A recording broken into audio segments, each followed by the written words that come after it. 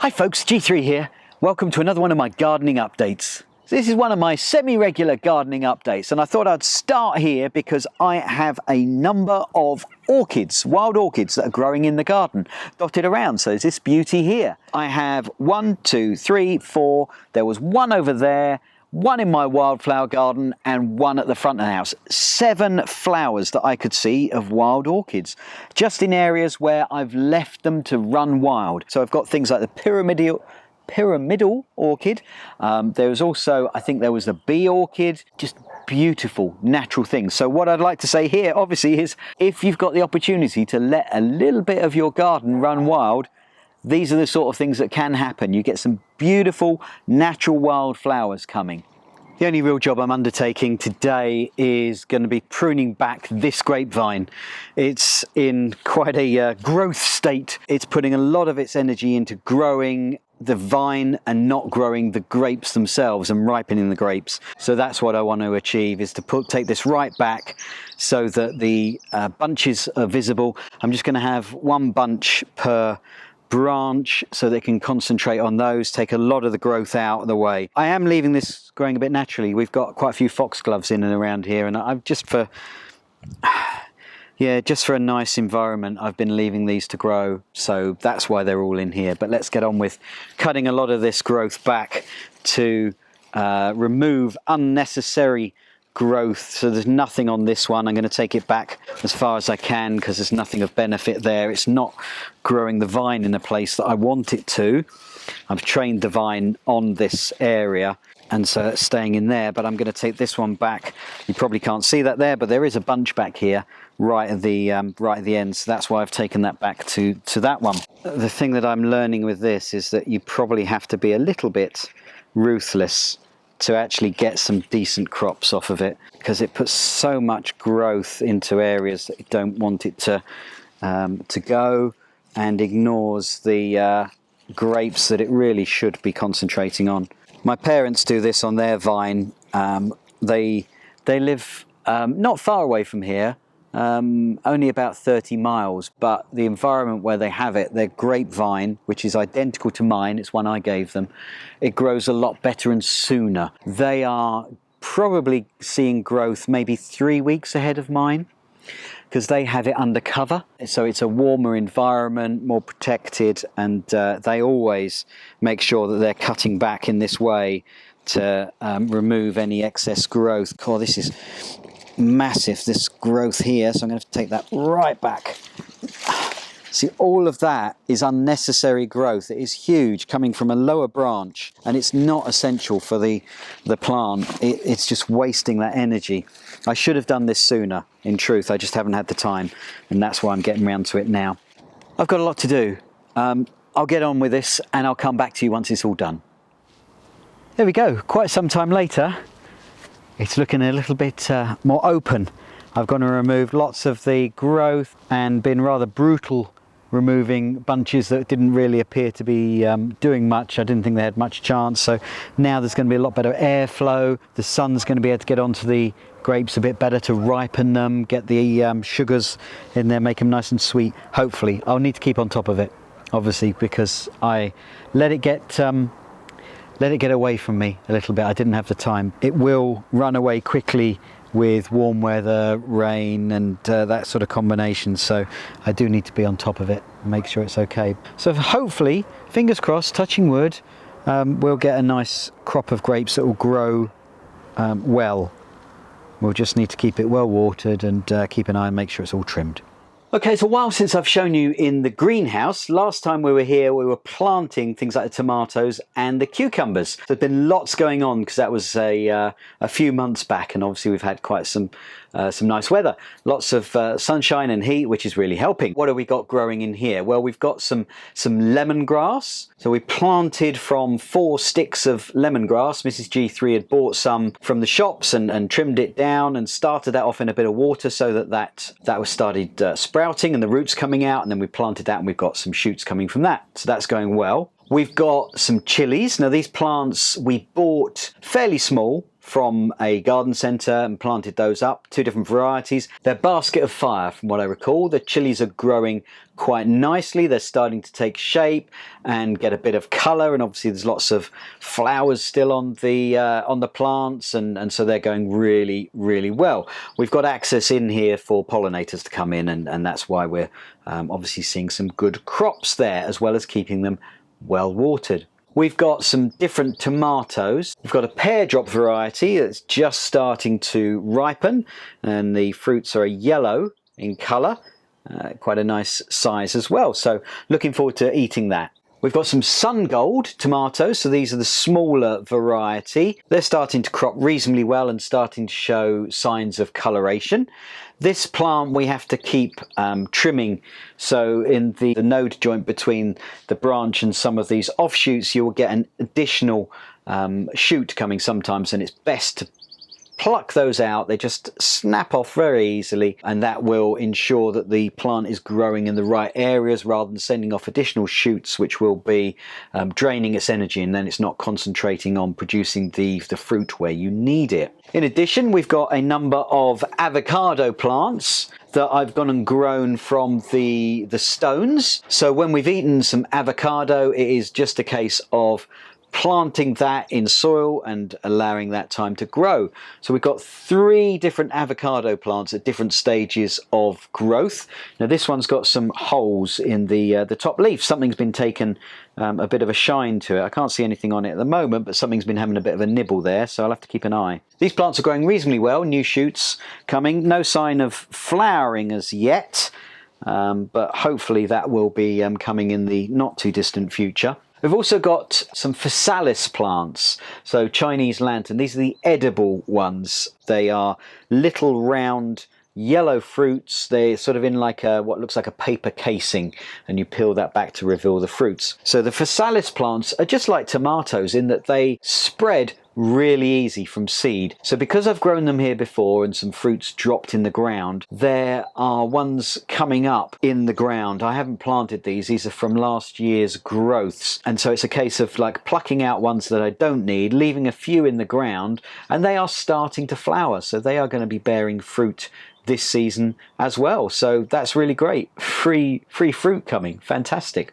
I've also got a citrus in the corner. This is a lime. It suffers year on year. It gets some scale on the leaves, some scale insects that we need to try and combat because they really drain the plant. We get lots of black soot appearing on the plant, and the ants are coming and harvesting the bugs and just sort of encouraging them, and it just means that the plant will really suffer with this black soot on it, and it really impacts its growth and performance. So whilst we had some little fruits appearing on it, they don't seem to be doing particularly well. I really need to get that out and give it a good spray, and what I use is a natural spray. It's it was an RHS approved one. I think that they've ended the approval purely because the RHS have moved away from endorsing removing pests. They're now looking at the ways that you can sort of work in partnership with pests. But the issue with that is a plant like this will struggle if these pests are not kept in check. So I'm looking for natural remedies to try and resolve that. I have got neem oil, which I will try spraying on it. That is from a plant in, I think, Asia. Next up, I've got some Gardener's Delight tomato. Now this is taller than me. I am 1.68 meters tall, and this is much taller than me, and I've stopped it from going any further. I've trimmed the top. It's just such a keen grower. And again, this is one where you have to go and remove the growth. So from the junction point, just remove any extra growths. They just snap off really easily. You've got to keep it in check, otherwise you get lots of additional branches. So like I've trained one up over here because there was an additional branch coming off, and I didn't notice in time, and it was fruiting, and I thought, okay, well, I'll keep that one. But the plant is a really good grower, and we got some nicely ripened tomatoes coming on it already. So so that's going really well. Up next, we've got cucumbers. So we've got 2 cucumber plants in. I think these might have been Femspot. I forget the type, but I think they were Femspot. It's a very keen grower, so we really need to sort of train it up the cord that we've got here, and I also put in some additional bamboo canes to try and tie them onto to help support them. There's a lot of fruits coming on this. We've had some already, been very tasty, really nice. Love getting fresh cucumber. You do need to make sure that they are regularly watered, and we've got a drip system in place. So every morning there is a dripping going on of water at the base of the plants, but I will top up every couple of days with some additional water in here, because otherwise they will be lacking and they need to be keeping that water. So that's everything going in the greenhouse. You're up to date. And one thing I do have here is a very sad looking gooseberry bush. Something has been eating all of the leaves. They are completely gone.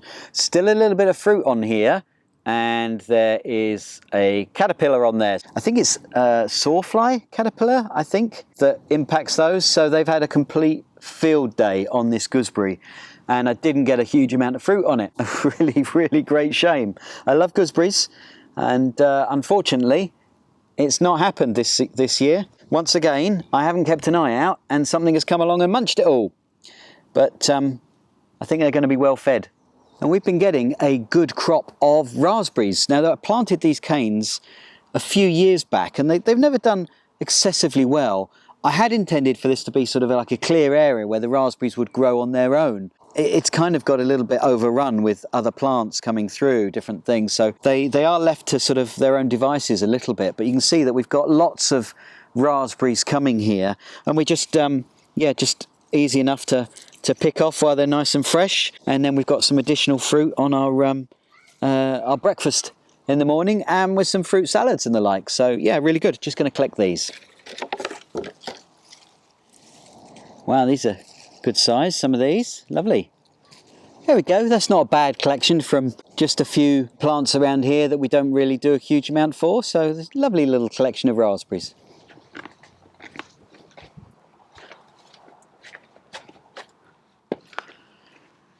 The compost bins have been working really well. The end bin is where the most mature compost is. There's been a slow worm in there underneath the nicely formed compost. That still needs a little bit of time, and then I'll be putting that on the garden. This middle bin, where I turned the initial compost into, I'm using that as a store for some poppies at the moment, poppy plants. They're on the top. They are nicely protected in there, and they're getting some water when it's raining, so that's useful. And on this end here, this is where I go and add additional material from the kitchen. So we've got bean pods here, grape stalks and that sort of thing that we put in here. So we're mixing that in with the material that's coming from the garden, the weeds and things that we're pulling up there.